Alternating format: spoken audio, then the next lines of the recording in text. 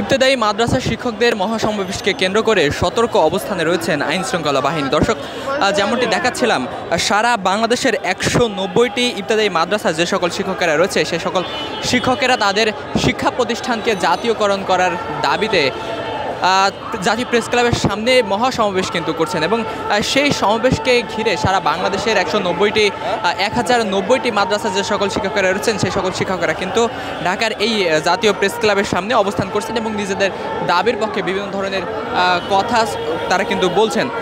এবং সেই সমাবেশকে কেন্দ্র করে আইন শৃঙ্খলা বাহিনী কিন্তু সতর্ক অবস্থানে রয়েছেন। দর্শক, এই শিক্ষকেরা যেমনটি বলেছিল যে আজ এই মহাসমাবেশ থেকে তারা কিন্তু তাদের দাবি মেনে না নিলে তারা কিন্তু প্রধান উপদেষ্টার বাসভবনের দিকে অগ্রসর হবেন এবং সেখানে স্মারকলিপি প্রদান করার জন্য যাবেন এবং তাদের দাবি না মানলে প্রধান উপদেষ্টার বাসভবনে ঘেরাওয়ের কিন্তু তারা একটি কথা বলেছিলেন। দর্শক, আমরা এখানে উপস্থিত শিক্ষকদের সাথে কথা বলবো এবং তাদের থেকে জানার চেষ্টা করবো আসলে তারা কি বলছেন। হ্যাঁ, আমাদের বেসরকারি শিক্ষক কর্মচারী আমরা যারা আছি, আমাদের প্রচলিত যে বাড়ি ভাড়া সেটা 20% বর্ধিত করে এবং আমাদের চিকিৎসা ভাতা 1500 টাকার দাবি আমাদের সকল শিক্ষক কর্মচারীর। সারা বাংলাদেশে বেসরকারি স্কুল কলেজ মাদ্রাসার আমরা যারা শিক্ষক আছি, আমাদের একটাই প্রাণের দাবি, সরকারের শিক্ষামন্ত্রী যে ঘোষণা দিয়েছেন 20%, সেই 20% অচিরেই আজকের মধ্যেই আমরা প্রজ্ঞাপন চাই। আর প্রজ্ঞাপন ছাড়া শিক্ষকরা প্রেস ক্লাবের সামনে থেকে যাবে না। এই দাবি আপনারা কতদিন থেকে আপনারা আন্দোলন করে যাচ্ছেন? আমাদের এই আন্দোলন আরও অনেক আগ থেকেই চলে আসছে। আমরা সরকারের কাছে বিনীতভাবে অনুরোধ করেছি যে আমাদের 20% বাড়ি ভাড়ার ব্যাপারে। তখন শিক্ষামন্ত্রী ওনাদের পক্ষ থেকে দায়িত্বশীল যারা আছে তারা আশ্বস্ত করেছেন আমাদের 20%-এর ব্যাপারে ওনারা একটা পজিটিভ সিদ্ধান্ত দিবেন।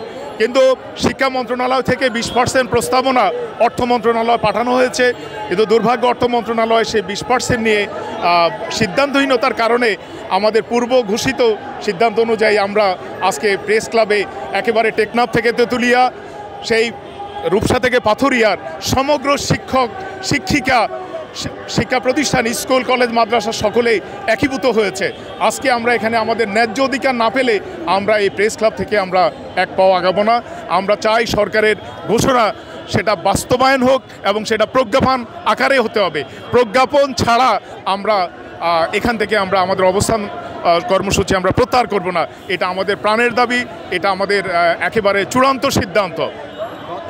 জলকামানের ব্যাপারে জি, এখানে যদি আইনশৃঙ্খলার অবনতি হয় তারা হয়তো আমাদের এখানে অবস্থানের কারণে যদি রাস্তা বন্ধ হয়ে যায়, হাজার হাজার শিক্ষকের কারণে যদি রাস্তা বন্ধ হয়ে যায়, সেখানে হয়তো প্রশাসন আমাদের উপর খড়গহস্ত হতে পারে। কিন্তু সে প্রেক্ষিতেও আমরা আমাদের দাবি আদায় ব্যতীত এই অবস্থান থেকে আমরা কখনো নড়ে যাব না, আমরা সরব না। আমাদের 20% এবং মেডিকেল ভাতা 1500 টাকা, কর্মচারীদের 75% উৎসব ভাতা, যেটা 13ই আগস্ট পূর্ব ঘোষিত আমাদের শ্রদ্ধেয় আমাদের যে শিক্ষা উপদেষ্টা মহোদয় ঘোষণা দিয়েছিলেন, সেটার প্রজ্ঞাপনের জন্য আমরা অবস্থান নিয়েছি। পুলিশ আমাদের উপর খড়গহস্ত হলেও, আমরা নির্যাতিত হলেও আমাদের অবস্থান থেকে আমরা সরে যাব না। এটা আমরা আজকে একমত নিয়ে আজকে আমরা মাঠে নেমেছি। আমাদের প্রজ্ঞাপন নিয়ে আমরা বাড়ি ফিরে যাবো ইনশাআল্লাহ।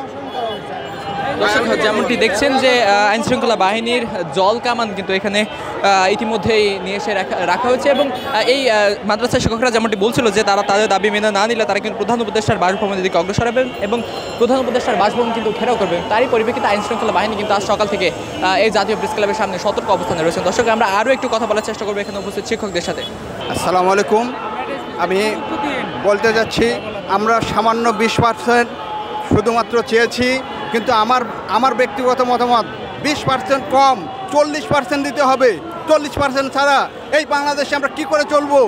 এই দেশের প্রত্যেকটা জায়গায় দুর্নীতি হচ্ছে, সব জায়গায় ওরা লুটে লুটে খাচ্ছে। আমাদের এই দেশের এখানে এরা আমাদেরকে দেওয়ার সময় এরা কার্পণ্য কেন করে? এরা কারা? এদেরকে সাবধান করে দিন, এরা যেন আমাদের দাবি খুব মেনে নেয়। 20% দাবি যদি মেনে না নেয়, 40% আমরা দাবি করব। ঠিক, আমরা শিক্ষক, আমরা কেন পাবো না? আমরা 20% দাবি আদায় না করে মাঠ থেকে যাবো না ইনশাআল্লাহ। আমরা যাবো না। জাতীয়করণ আমাদের সাথে গত 13 তারিখে আমাদের শিক্ষা প্রতিষ্ঠান ডেকে নিয়ে এই বাজেটে আমাদের কত হলে চলবে, এই জন্য আজিজি স্যার মাত্র 20% চেয়েছে এবং আমাদের যে বাড়ি ভাড়া এই চিকিৎসা ভাতা এটা 1500 টাকা নির্ধারণ করা হয়েছিল এবং বলেছিল যে এই মাসের 10 তারিখের মধ্যে তারা প্রজ্ঞাপন দেবে। কিন্তু পিছনে তারা শিক্ষকদের সাথে বেইমানি করেছে। তারা 500 টাকার একটা প্রজ্ঞাপন নিয়ে এসছে, যেটা সারা বাংলাদেশের শিক্ষকরা এটাকে প্রত্যাখ্যান করেছে, ঘৃণা ভরে প্রত্যাখ্যান করেছে। আমরা যদি আজ 2-1 দিনের মধ্যে যদি প্রজ্ঞাপন জারি না হয়, সারা বাংলাদেশের শিক্ষা প্রতিষ্ঠান তালা লাগিয়ে আমরা কর্মবিরতিতে যাব। মূল কথা।